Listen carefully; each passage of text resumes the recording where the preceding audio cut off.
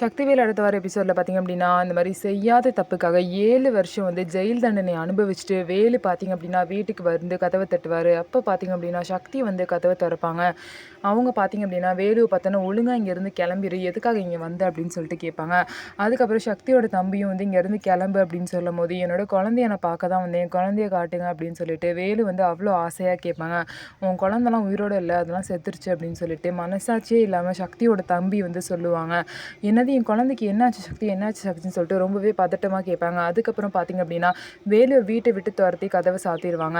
வெளியே வந்து வேலு முட்டி போட்டு அழுதுட்டுருப்பாரு. அப்போ பார்த்திங்க அப்படின்னா வேலுவை வந்து ஒரு குழந்தை நீ ஏன் அழுகுற அப்படின்னு சொல்லிட்டு கேட்கும். அந்த பொன் குழந்தை பார்த்திங்க அப்படின்னா அதுதான் வேலுவோட குழந்தை. ஆனால் அது வேலு தன்னோட குழந்தைனே தெரியாமல் பார்த்திங்க அப்படின்னா அந்த குழந்தைய வந்து பார்ப்பாரு. அதுக்கப்புறம் வந்து இந்த மாதிரி வேலுவோட தங்கச்சி வந்து அவங்க குழந்தைன்னு சொல்லி அந்த குழந்தைய தூக்கிட்டு உள்ளே போயிடுவாங்க.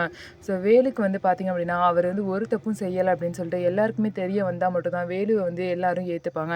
ஸோ செல்வி வந்து இப்போயாவது உண்மையை எல்லாருக்கிட்டையும் சொல்கிறாங்களா, இல்லை இன்னும் மறைச்சி தான் வைக்க போகிறாங்களா அப்படின்னு சொல்லிட்டு வெயிட் பண்ணி பார்ப்போம். நம்ம வீடியோ உங்களுக்கு பிடிச்சிருந்தா நம்ம வீடியோவை லைக் பண்ணிக்கோங்க. மறக்காமல் நம்மளோட சேனலை சப்ஸ்கிரைப் பண்ணிவிட்டு பாருங்கள்.